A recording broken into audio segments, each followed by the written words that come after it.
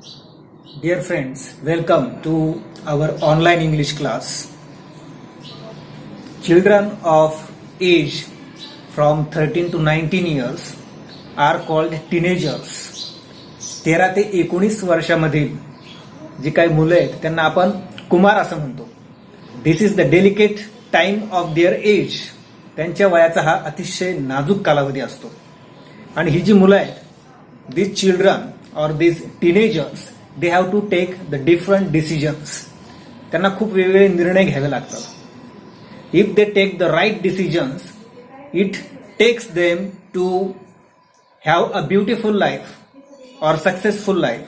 जर त्यांनी योग्य निर्णय घेतला तर नक्कीच त्यांच्या आयुष्यामध्ये चांगला बदल होतो आणि ते यशापर्यंत पोहोचतात. But if they take the wrong decisions, what will happen? They can rule their life. ते त्यांचं जीवन नष्ट देखील करू शकतात किंवा त्यांना अपयश येऊ शकते.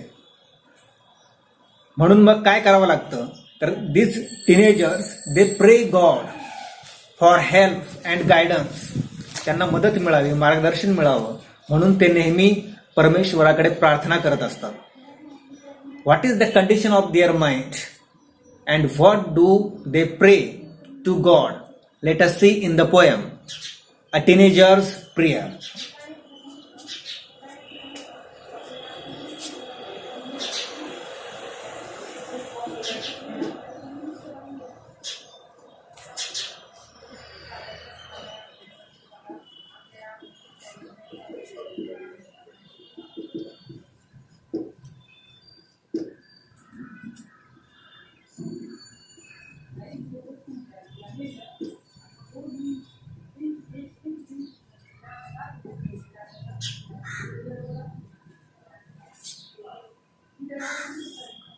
The poem is written by J. Morse.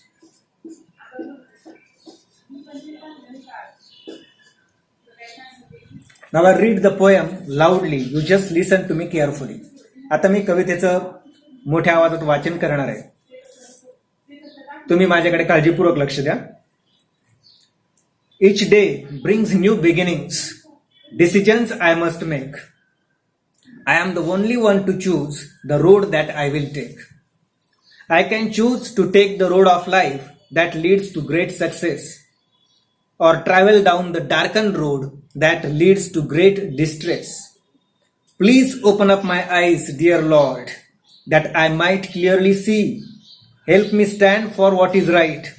Bring out the best in me. Help, Lord, to just say no when temptation comes my way, that I might keep my body clean and fit for life each day. When my teenage years are over, I know that I will see that life is lived its very best with you walking next to me. Now we will see each and every stanza in detail. I will explain it. You listen to me carefully. आपण प्रत्येक कडवं स्पष्ट करून सांगणार आहोत, त्याकडे तुम्ही लक्ष द्या.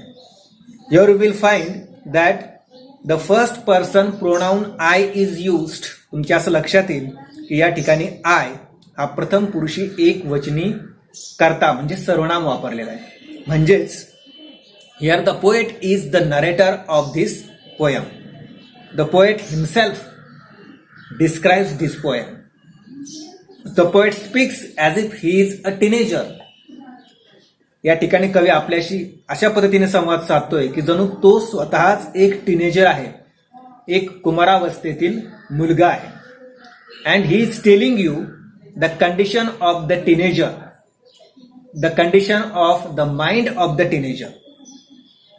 कुमारवयीन मुलांच्या मनाची अवस्था कशी असते ते या ठिकाणी त्याने सांगण्याचा प्रयत्न केला आहे. In the first stanza he says, each day brings new things for him. For a teenager, each and every day brings new things. A teenager has to take the different decisions. दररोज वेगवेगळ्या गोष्टींची नव्याने सुरुवात या अवस्थेमध्ये मुलांना करावी लागते. They have to take the different decisions. वेगवेगळे निर्णय घ्यावे लागतात. There are many paths before them. त्यांच्या समोर कवी म्हणतो की अनेक वेगवेगळे मार्ग असतात. And the path they choose they are होल्ली responsible for them. आणि जो मार्ग ते निवडतात तो मार्ग निवडण्याची संपूर्ण जबाबदारी त्यांच्यावरच असते. In the next stanza he says that he can choose the road of success.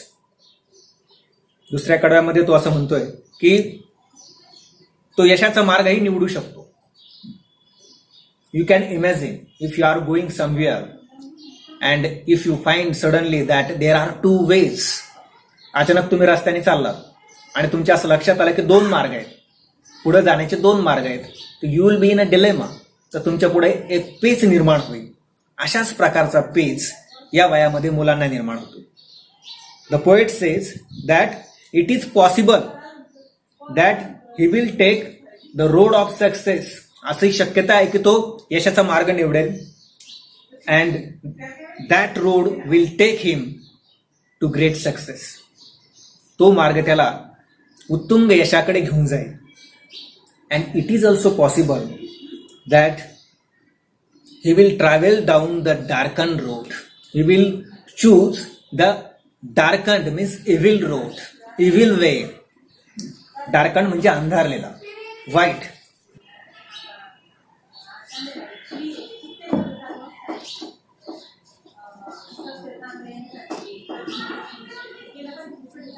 And if he takes the evil road, it will take him to great distress. आणि असा वाईट मार्ग जर त्याने निवडला तर काय होईल? तर it will take him to great distress, great worry or strain or suffering. Distress म्हणजेच दुःख.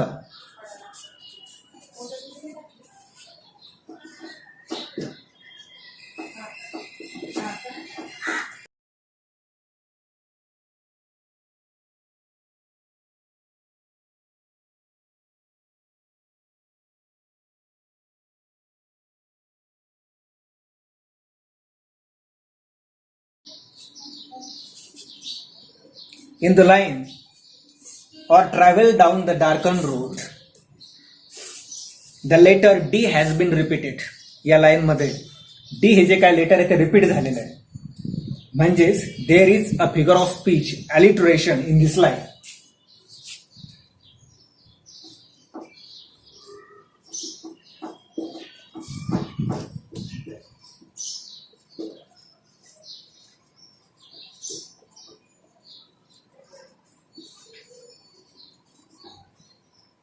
Letter D has been repeated here and there is a figure of speech alliteration. या लाईन मध्ये alliteration he figure of speech आलेली तुम्हाला दिसून येईल. In the first stanza, decisions I must make. In this line,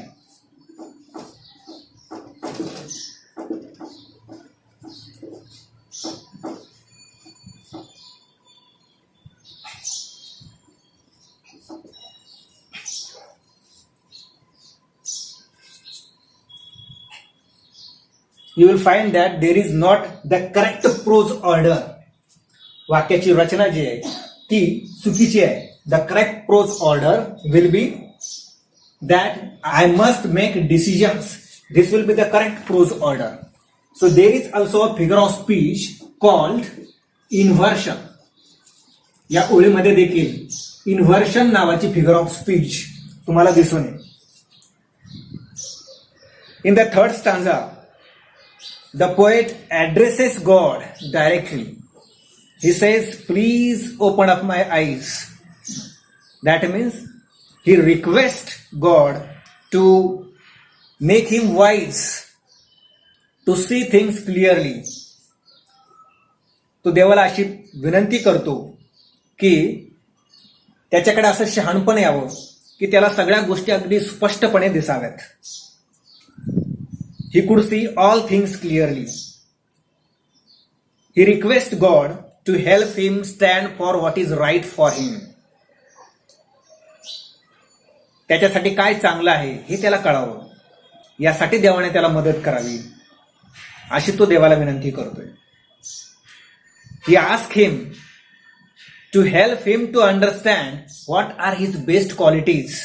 त्याच्यामध्ये सर्वात चांगले गुण कोणते आहेत ते त्याला ओळखता यावेत. And it will be possible for him to make good use of it in his life. आणि त्या गुणांचा चांगला उपयोग त्याला करता येईल. म्हणून तो देवाला विनंती करत आहे. Please open up my eyes dear lord. Here the God is directly addressed. So there is also a figure of speech, apostrophe.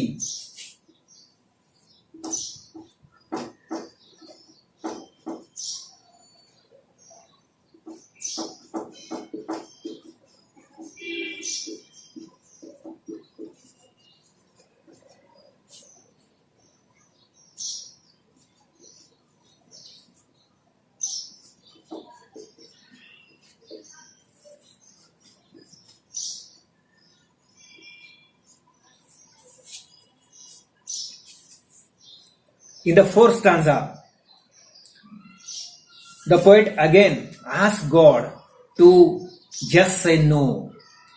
No to those things which he wants to avoid. ज्या गोष्टी त्याला टाळायच्या आहेत अशा गोष्टीला नकार त्याला देता यावा. म्हणून तो देवाला असं म्हणतोय की help him to say no to those things which are the temptations which come in his way. Temptations means here the strong wish to do something bad or wrong. We can call it a fascination.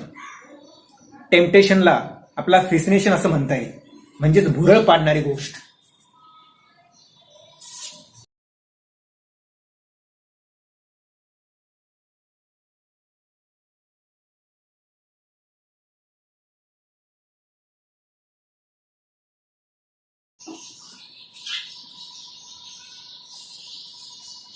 The poet asked God to give him strength or the power of mind to avoid those temptations. अशा भुरळ पाडणाऱ्या गोष्टी टाळण्यासाठी त्याला बळ द्यावं म्हणून तो देवाला विनंती करत आहे. And if he avoid those temptations, avoid those bad things, what will happen? He could keep his body and mind fit for every day. तो त्याचं शरीर आणि मन दोन्हीही सुदृढ ठेवू शकेल. In this fourth stanza, in the last line, and fit for life each day.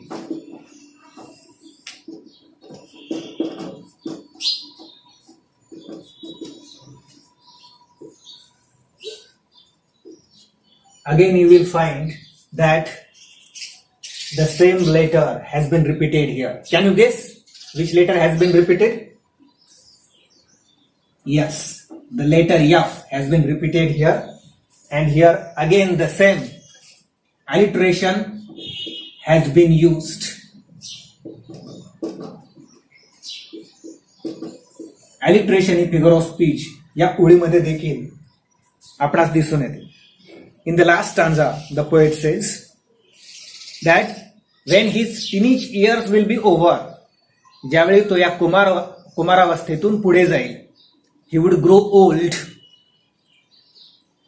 he would become young, आणि तो तरुण होईल. He is sure that God will always be with him to guide him. परमेश्वर नेहमीच त्याच्या बरोबर असेल. परमेश्वर त्याला मदत करेल आणि मार्गदर्शन करेल. And he is also sure that at that time he would have lived his best life. तो उत्तम जीवन त्यावेळी जगलेला असेल, कारण the God will be with him. In the second stanza, one more figure of speech has been used. In the line, I can choose to take the road of life.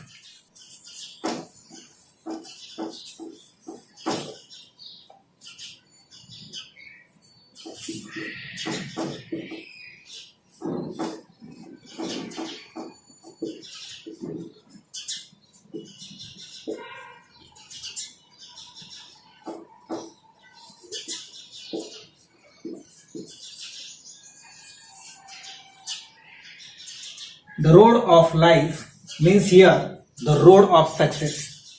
That means the figure of speech metaphor has been used in this line.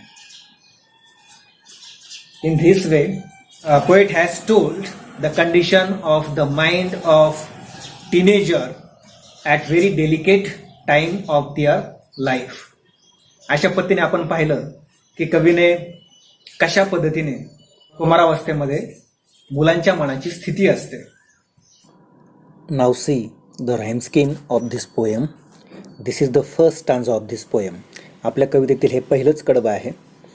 Observe all the words at the end of these lines. या ओळींच्या शेवटी आलेल्या शब्दांचं निरीक्षण करा. पहिल्या ओळीच्या शेवटी आपण ए हे लेटर लिहिणार आहोत. दुसऱ्या ओळीच्या शेवटी शब्द आलेला आहे मेक. मेक या शब्दाची पहिल्या ओळीतील शेवटी आलेल्या बिगिनिंग्स या शब्दाशी राईम जुळत नाही, म्हणून पुढचं लेटर घ्यायचं बी. तिसऱ्या ओळीमध्ये शेवटी शब्द आलेला आहे चूज.